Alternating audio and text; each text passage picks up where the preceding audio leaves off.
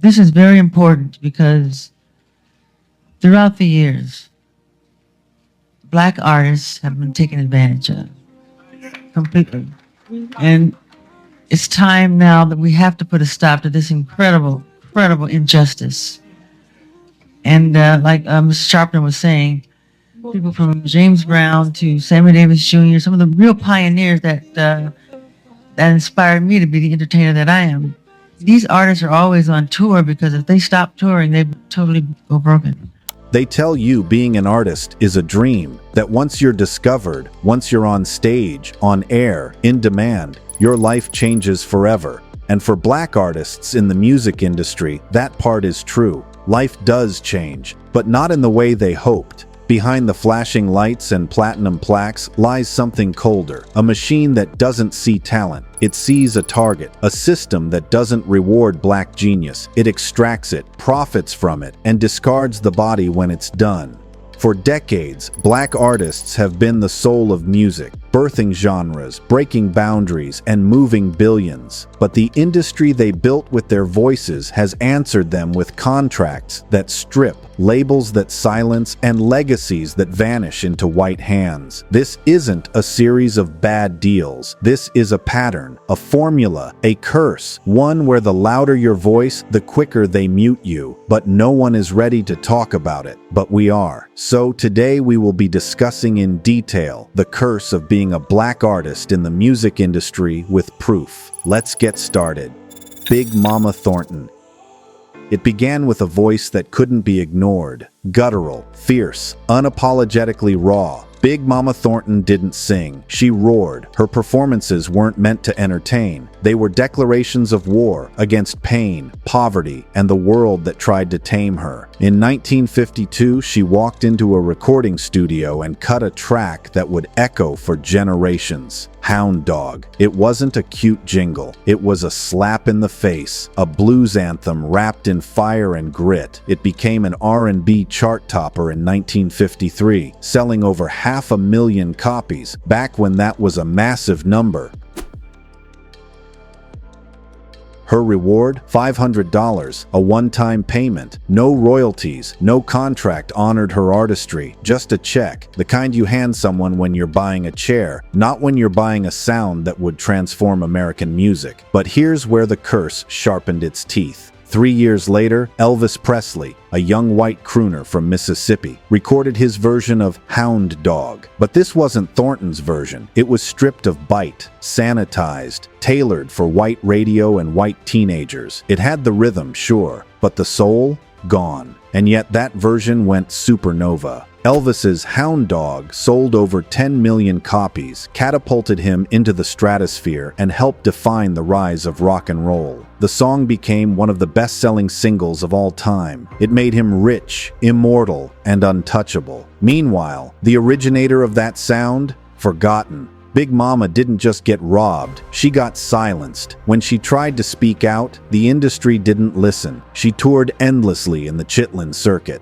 the segregated network of southern venues where black performers were allowed to perform, struggling to pay her rent while white America danced to her stolen creation. Her version of Hound Dog was erased from history books, school curricula, and public memory. In the 1960s, she tried again with another song, Ball and Chain, but once again, someone else cashed in. This time, it was Janis Joplin who performed the song at Woodstock and received thunderous praise. Most people never even knew it was Big Mama's song to begin with. Thornton's career dwindled. She struggled with alcoholism, illness, and the fatigue of watching other people live off her sound. By the time she died in 1984, she had little left. No mansion, no label, no health insurance, just a rented room in Los Angeles and a voice that had been sold without her consent. When she passed, she weighed just 95 pounds, ravaged by liver disease. There was no grand funeral, no retrospective special, no Grammy tribute. Just a quiet, cruel ending to a life that had been anything but quiet. It wasn't until 2024, 4 decades later,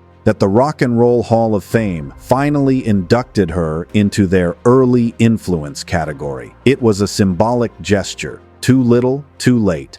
Little Richard's Curse. Big Mama Thornton's scream had barely faded when another storm began to rise, loud, electric, and impossible to contain. His name was Little Richard, but there was nothing little about him. He wasn't trying to fit in. He was trying to tear the roof off. He didn't just perform music. He was music. From the first manic yelp of Tutti Frutti, America heard something new, something chaotic, dangerous, and thrilling. His pompadour defied gravity. His eyeliner defied gender. His voice defied everything the 1950s thought was proper. And just like that, he created a genre. Rock and roll didn't exist until Little Richard opened his mouth. But the curse had already laid its trap. While screaming teenagers packed his shows and his records flew off shelves, the people pulling the strings had other plans. They loved the sound, but not the skin that made it. So they found a white substitute, Pat Boone, a safe, square-jawed crooner, and they handed him Tutti Frutti. Boone didn't shout it, he recited it. The energy was gone, the sex, the danger, the rhythm, stripped out. But that's exactly why it worked for white radio. Boone's version outsold the original. Not because it was better, it wasn't. Not because people preferred it, they didn't. But because white stations refused to play the real thing, and the industry refused to let a black man sit at the head of the table he built. And what did Little Richard get? He got pennies. At 19, desperate to support his family, he'd signed a contract with Specialty Records, a deal that gave him almost nothing. He got a flat fee of $50 for Tutti Frutti, plus a royalty of half a cent per record sold. By the time Long Tall Sally and Good Golly Miss Molly exploded, the industry was printing money, just not with his name on the check. And while Pat Boone was invited onto mainstream television shows and treated like an ambassador of American youth, Little Richard was kept off air. His flamboyance, his race, his refusal to be tame, it was too much for the white networks. Too loud, too queer, too black. Sam Moore.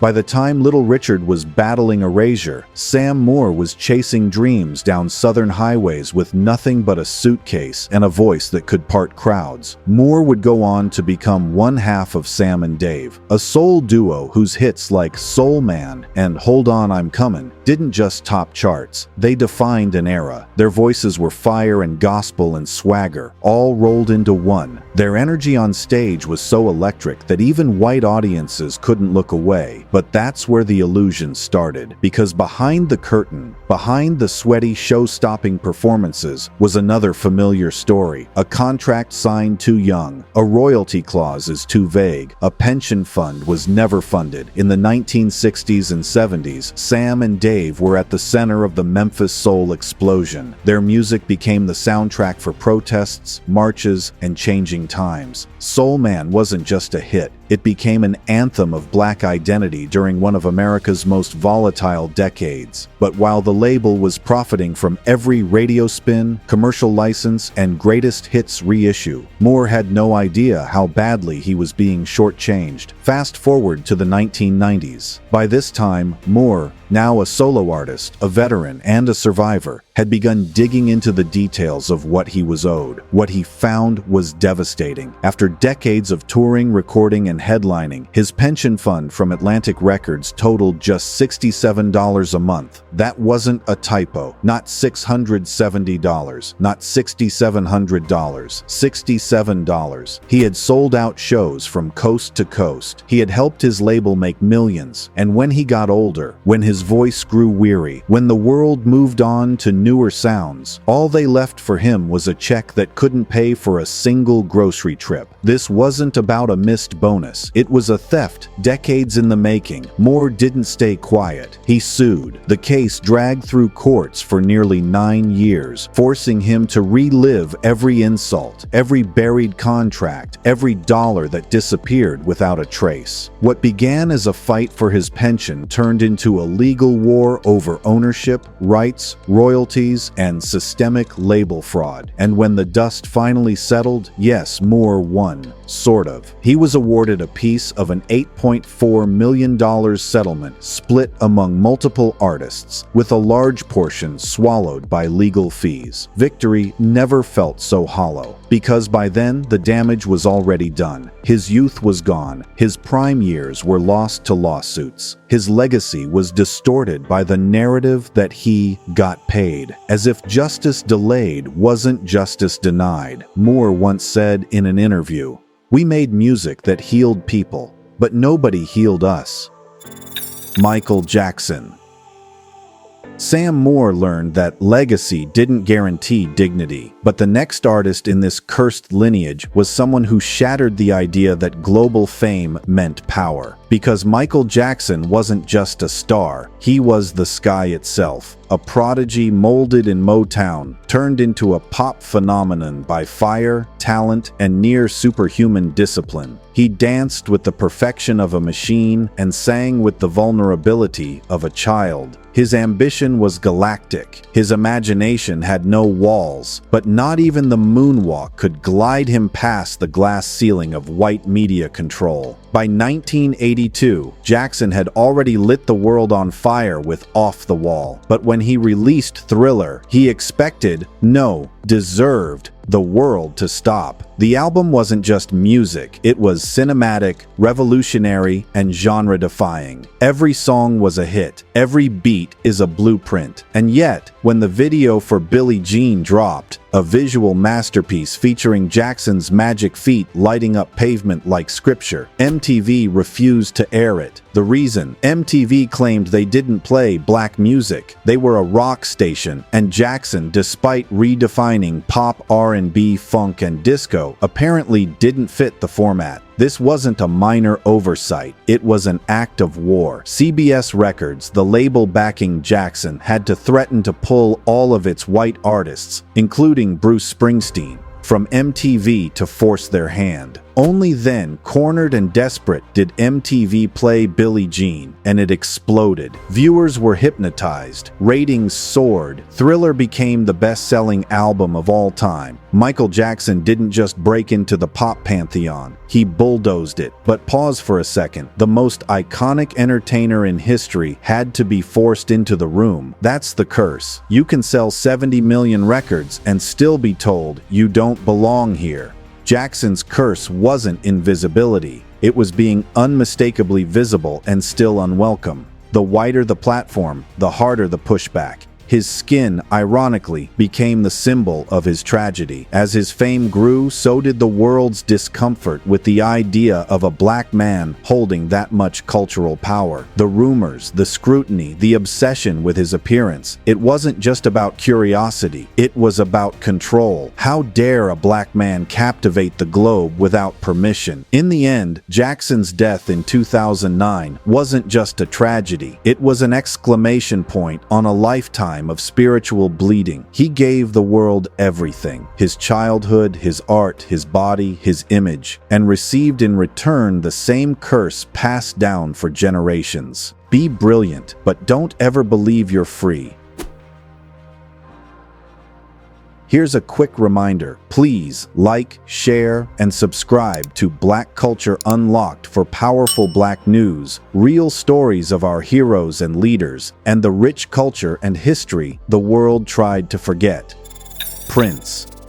If Michael Jackson's curse was to be too famous to be free, Prince's curse was being too independent to be controlled. He wasn't just a singer. He was a composer, a guitarist, a producer, a dancer, a director, a mystic, and above all, a man who knew his worth. That's where the problem started. Because in an industry that thrives on controlling black talent, Prince's refusal to be owned became his rebellion and his punishment. In the early 1980s, when Prince burst into the spotlight, he was an enigma. Purple Rain wasn't just a movie or a song, it was a manifesto. He fused funk, rock, gospel, and sensuality into a style so original that labels had no idea how to market it. But the public didn't care. The music was revolutionary, and so Warner Brothers gave him a record deal. But like all record deals handed to black artists at the time, it came with invisible chains. Here's what most fans didn't see. Prince wrote, produced, and performed nearly every instrument on his albums. He created chart-topping hits that made the label hundreds of millions of dollars. But he didn't own his masters, the actual recordings of his songs, and he couldn't release music on his terms without label permission. Let that sink in. The artist who wrote When Doves Cry, 1999, and Let's Go Crazy didn't legally own his creations. The more he succeeded, the more control Warner Brothers wanted over him. Over his sound, over his release dates, over his brand. Prince tried to negotiate, tried to assert artistic freedom, but they refused. So he fought back. In 1993, Prince changed his name to an unpronounceable symbol. No, it wasn't a gimmick. It was an act of war. If you don't own your name, then your name is a slave name, he said. And he was right. Because every time Prince appeared on a Warner Brothers record, they owned it. But when he changed it to a symbol, one Warner Brothers hadn't trademarked, he rendered their power useless.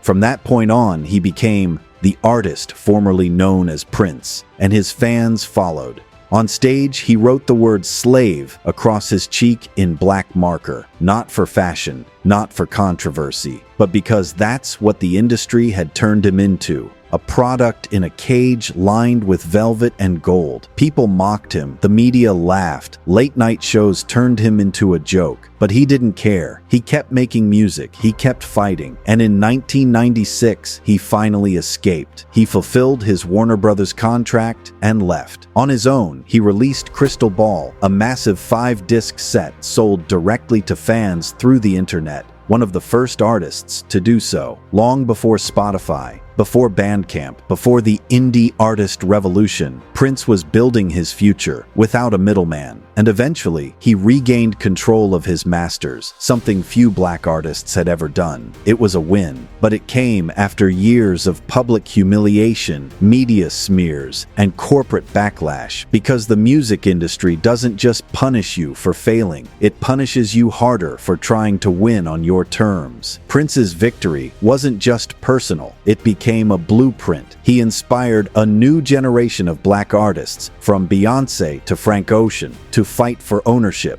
to challenge labels, to build empires, not just brands. But even in death, they tried to reclaim what he escaped. After his sudden passing in 2016, a bitter legal war erupted over his estate and his unreleased music. Record executives swarmed like vultures. Everyone wanted a piece of the catalog he fought so hard to protect. Because even in the grave, a free black artist is a threat. Prince once said, "If you don't own your masters, your master owns you." Megan Thee Stallion. Prince had to escape his name to reclaim his freedom. But for Megan Thee Stallion, the curse evolved into something even more vicious. A system that didn't just steal from her, but tried to break her from the inside out. By the time Megan hit the mainstream with Hot Girl Summer and Savage, she wasn't just a rapper, she was a cultural movement. Confident, sexy, defiant, a young black woman who owned her body, her bars, and her brand. She broke the rules, she bent gender expectations, she scared the industry, and for a while it looked like she might be the first to escape the curse. She was educated, independent, legally sharp. She had a degree in health administration and a strategy to turn her fame into a legacy. But the curse doesn't care about strategy. It changes its face and attacks differently. In 2020, everything changed. One night, after a party in the Hollywood Hills, Megan was shot in the foot by a man, a fellow artist, someone she had worked with, trusted, Tory Lanez. The details were brutal. the aftermath was worse. Instead of the music industry wrapping around her with support, she was gaslit, mocked, and blamed for her trauma. The court of public opinion turned toxic. A black woman had been shot, and instead of justice, she got memes, hashtags, and death threats. She's lying. She's a snitch. She's just trying to ruin his career.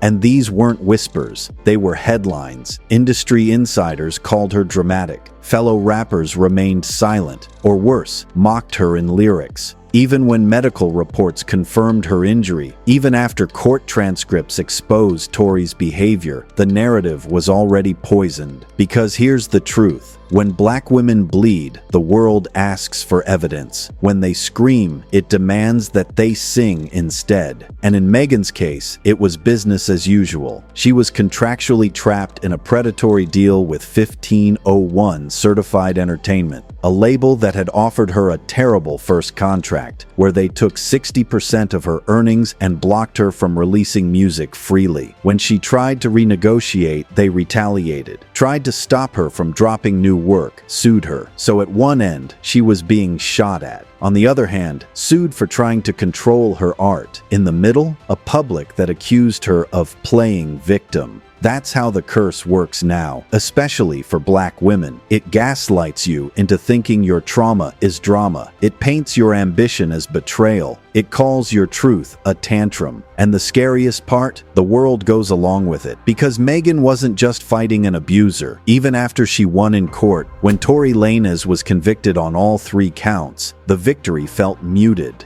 delayed, taunted, because the damage had already been done. Sam Cooke.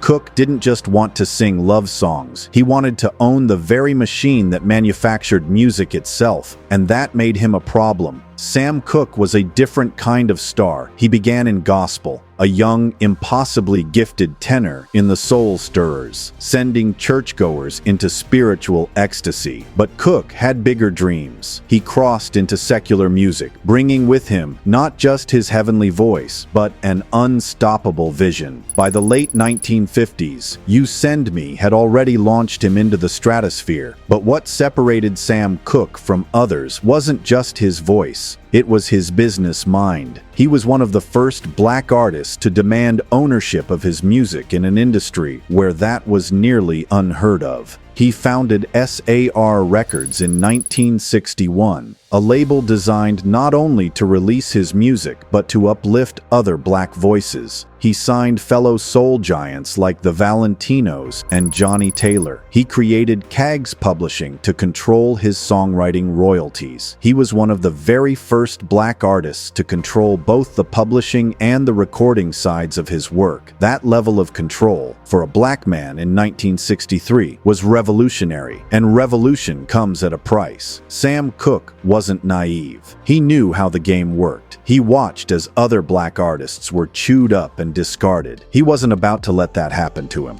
While other singers were on the road being exploited by white-owned managers and labels, Cooke was building an empire. And then, in December 1964, he was dead. The official story? He was shot by a motel manager in Los Angeles after allegedly assaulting a woman and storming half-naked into the front office in a drunken rage. It was ruled a justifiable homicide. No charges were filed, but nothing about it made sense. Cooke had been carrying large sums of cash, which vanished. He was naked from the waist down, yet nobody could explain why. The woman he was with, gone, the security footage, non-existent, and the person who shot him, never truly questioned. People close to Cooke never bought the story. Not his wife, not his friends, not Muhammad Ali, not Malcolm X, both of whom believed Cooke was silenced for getting too powerful. In the months before his death, Cooke had been speaking more openly about racism, ownership, and black empowerment. He was aligning himself with leaders of the civil rights movement. His music was turning political. He had just recorded A Change Is Gonna Come, a haunting prophetic ballad that predicted not just a movement, but a martyrdom. Released posthumously, it became the anthem for an entire generation of black resistance. But Sam Cooke never got to see it, and just like that, the dream died. or at least the man who dreamed it. His label folded, his catalog changed hands, his publishing empire, once a fortress, slowly dissolved into a web of disputes and acquisitions. Sound familiar? Because the curse isn't just about taking your money, it's about taking you out of the story. Make sure your ambition never becomes a blueprint for others, turning your legacy into a mystery, making your death look like a mistake instead of a message. Sam Cooke tried to do what every artist in this video longed for, to be black, brilliant, and free at the same time. He didn't live to see it. TLC. Sam Cooke died trying to own his art. But what happens when black artists follow all the rules, play the fame game, sell millions, and still end up with nothing? Enter TLC, the most successful girl group of the 1990s. 13 million records sold, 4 Grammys, endless radio play, waterfalls, creep, no scrubs. Their songs defined a generation. And yet, at the peak of their fame, they were broke. Not struggling, not mismanaging, broke. At the 1996 Grammy Awards, the group stood on stage, glowing in their gowns, holding gold trophies, and then shocked the world. This is crazy, because we're broke as broke can be. It wasn't a joke. It wasn't marketing. It was the most honest sentence ever spoken at the Grammys. Because TLC wasn't a cautionary tale, they were proof that in the music industry, even winning is losing. If you're black, female, and not in control. Let's break it down. In the early 90s, TLC signed to LaFace Records, co-founded by L.A. Reid and Babyface, with a management deal under Pebetone. What looked like a dream team was a financial mousetrap. Here's what they faced. They signed standard recording contracts, which meant the label fronted the money for studio time, music videos, tours, and wardrobe, but those costs would be recouped from TLC's royalties. The group received only 56 cents per album sold, split 3 ways. After taxes and fees, each member walked away with less than $50,000 a year, even after selling millions of albums. Meanwhile, everyone else got rich. The label, the managers, the producers, the distributors. But it gets worse.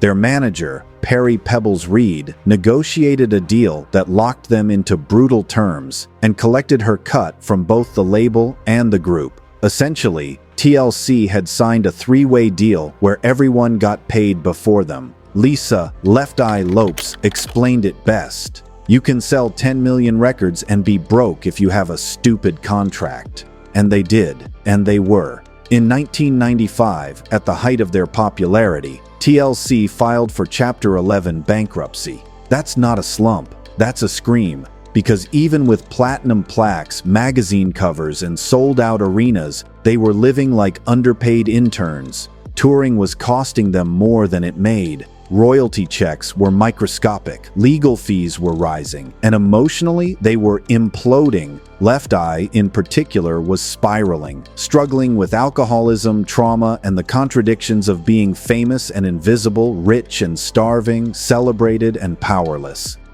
Her infamous house fire, where she burned down her boyfriend's mansion, wasn't just tabloid chaos. It was a cry of desperation, and despite their eventual legal battle to renegotiate contracts, the damage was done. The curse had struck, because TLC represents a different kind of punishment. Public success paired with private starvation. It's the curse of being turned into a brand, your name, your face, your voice, while the machinery behind you bleeds you dry. People think money comes from fame, but in music, money comes from ownership, and TLC had none. The curse made sure of it, and when they tried to speak up, they were dismissed, called ungrateful, told to shut up and sing. Industry executives smiled through lawsuits while continuing to sign new artists into the same traps. Even after Lisa Lopes died in a tragic car accident in 2002, the industry's coldness didn't change. TLC's comeback attempts were treated as nostalgia acts. The group became a legacy brand, packaged for award shows and documentaries, but the system that broke them never paid a cent in apology. Their story should be taught in every music school, not as a scandal, but as a warning, because the message is clear. You can follow every rule, break every record, be loved by the world, and still be left with nothing. And while the curse starves some slowly, others are fed so much power and fame that it becomes a weapon turned inward. And no one embodied that more tragically than Whitney Houston. Whitney Houston. TLC was proof that success means nothing without ownership. But Whitney Houston was something different. A global icon, America's sweetheart. The woman with a voice so powerful, it could silence war. And yet, her fall wasn't sudden. It was public, long, systemic. She wasn't just destroyed, she was devoured. From the moment she entered the industry, Whitney was molded, not just marketed. She had the voice of gospel, the pedigree of a music family, and the look the industry wanted. But make no mistake, Whitney Houston was packaged for white America. Clive Davis, the industry titan who discovered her, knew this. He crafted her sound, picked her songs, and polished her edges. She wasn't allowed to be too black. Her music was R&B only in technicality, but spiritually, it was pop, safe, sanitized, engineered for white radio, white charts, white comfort. Early on, black critics even accused her of selling out, booing her at the Soul Train Awards. Imagine that. A young black woman with a once-in-a-generation voice, torn between two audiences, not fully embraced by either. That was the beginning of the curse for Whitney. A curse of perfection. She had to be flawless. Perfect voice, perfect look, perfect smile, perfect life. There was no space for mental illness, for queerness, for rebellion, or even for human pain. So when Whitney turned to drugs, the world didn't ask why. It only laughed at the interviews, laughed at the stumbles, laughed at her crack is whack moment on national TV, without asking what had broken her so deeply that she couldn't say no to the escape anymore. And behind the scenes, the industry enabled everything. They booked her even when her voice was gone. They put her on stage even when she was trembling. They gave her awards even when she was suffering, because Whitney Houston, even broken, still sold tickets, still broke records, still had value to the machine. Even when her pain was unbearable, her brand was profitable. They didn't protect her. They used her pain for entertainment. She wasn't a person anymore. She was a spectacle, a meme before memes existed. And the pressure only intensified as her marriage to Bobby Brown unraveled. The media feasted on it. Reality TV cameras followed her into the chaos. Everyone acted shocked, but none of it was new. Her family had struggled with drugs for decades. Her team had known for years, but no one stepped in because the money was still rolling in. The curse didn't just isolate Whitney, it hollowed her out, layer by layer, until that night in 2012, when she was found face down in a bathtub in Beverly Hills, drowned, alone, surrounded by pills, gone. She was 48 and worth $20 million to the industry even in death. The posthumous releases, documentaries, and greatest hits albums, all of it came after she was gone, after she could no longer defend herself, after the world had consumed every ounce of her joy. It's easy to say Whitney was troubled, but that's not the truth. The truth is this: Whitney Houston was the sound of heaven trapped inside a contract. She was a black woman gifted with divinity, broken by commerce. Her death wasn't a tragedy, it was a conclusion. The final chapter of a life that had been falling apart in full view of an industry that never wanted to save her. Because saving Whitney wouldn't have made them money, but watching her fall, that sold tickets. And so, the curse fulfilled itself. Again, another black artist lost, not by accident, not by fate, but by a system that requires black genius but cannot tolerate black freedom. It began with Big Mama Thornton being robbed. It evolved through Little Richard's erasure, Prince's rebellion, Megan's trauma, Sam's death, TLC's theft, and with Whitney, it ends in applause. Because that's how the curse works. It kills you softly, then thanks you for your service. But now we know.